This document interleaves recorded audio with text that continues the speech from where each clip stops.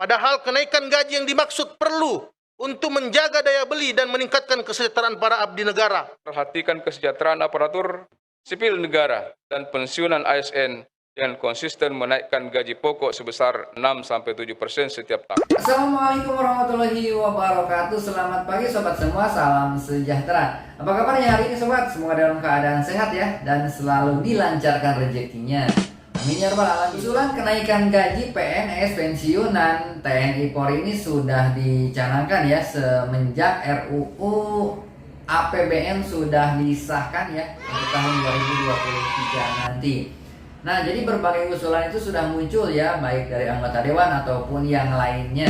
Seperti apa gaji untuk para perangkat desa di tahun 2023 nanti? Para pimpinan, para anggota dewan, jajaran Kementerian RI serta hadirin yang kami hormati. Namun demikian terdapat sejumlah catatan yang dapat menjadi perhatian pemerintah dalam RAPBN 2023. Utamanya terkait target pertumbuhan ekonomi dalam menghadapi efek ketidakpastian global. Untuk itu, fraksi Partai Demokrat memberikan beberapa catatan sebagai berikut.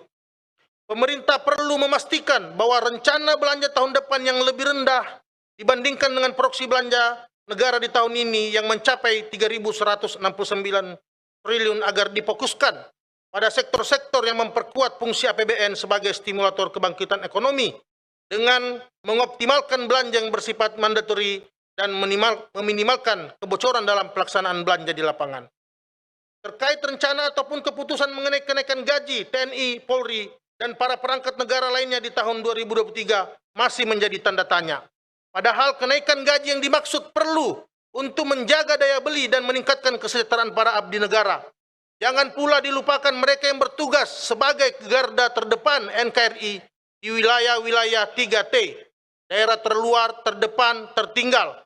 Kenaikan gaji PNS terakhir terjadi di tahun 2019, di mana kenaikan gaji PNS hanya di kisaran 5%. Oleh karena itulah, kenaikan gaji ini perlu dikaji untuk kemudian segera dilaksanakan. 8. Terkait subsidi energi, fraksi P3 berpandangan bahwa subsidi energi masih perlu dipertahankan untuk menjaga daya beli masyarakat. 9.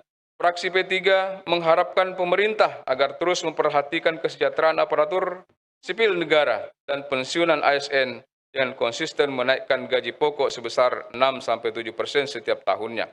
Hal ini penting agar gaji pokok PNS, ASN, dan pensiunan tidak tergerus oleh inflasi. Postur APBN 2023.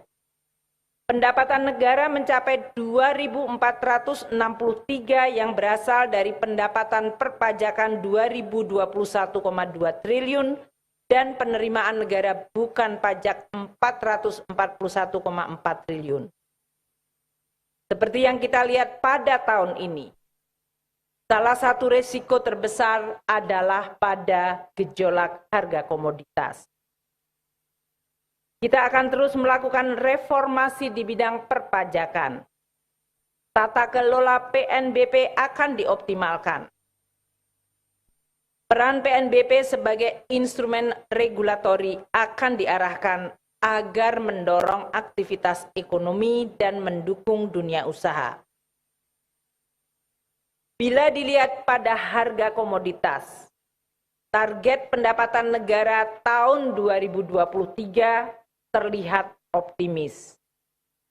Oleh karena itu, pemerintah bahkan sebelum mulai tahun anggaran 2023 sudah terus merencanakan bagaimana jaring pengaman bagi APBN apabila harga komoditas menurun secara tajam akibat perlemahan ekonomi pada tahun 2023. Kami akan terus melaksanakan langkah-langkah pengamanan pendapatan negara, baik pajak, kepabeanan, cukai, maupun PNBP. Berbagai langkah antisipatif di dalam mempersiapkan mekanisme untuk mengamankan tujuan pembangunan dan sekaligus mengamankan APBN tahun 2023 harus dan akan terus kita laksanakan. Belanja negara 2023 mencapai 3.061,2 triliun. di mana belanja pemerintah pusat mencapai 2.246,5 triliun dan transfer ke daerah dana desa mencapai 814,7 triliun. Kalau kita lihat peraturan pemerintah nomor 11 tahun 2019 di situ ditetapkan ya gaji untuk kepala desa berapa, sekretaris desa berapa, dan perangkat desa lainnya berapa. Nah, itu ada minimal. Jadi untuk penghasilan tetap atau gaji perangkat desa itu minimalnya sudah ditetapkan ya. Nah akan tetapi sumbernya yang kalau kita lihat mengikuti peraturan pemerintah nomor 11 tahun 2019 ini, untuk sumbernya itu dari alokasi dana desa atau ADD yang digelontorkan ataupun dikeluarkan dari kabupaten atau kota. Nah, jadi bisa saja setiap kabupaten atau kota ataupun beberapa wilayah ini bisa ada kenaikan atau tidak, tergantung dari kebijakan pemerintah daerah tersebut. Jadi bisa naik atau tidak, seperti itu sobat ya. Demikian informasinya, mudah-mudahan bermanfaat. Silahkan share dan bagikan video ini ya kepada teman-teman kamu dan media sosial kamu. Oke, selalu jaga kesehatan, semangat menjalani aktivitas, olahraga yang cukup, dan makan teratur dan istirahat pula ya yang teratur. Oke, wassalamualaikum warahmatullahi wabarakatuh.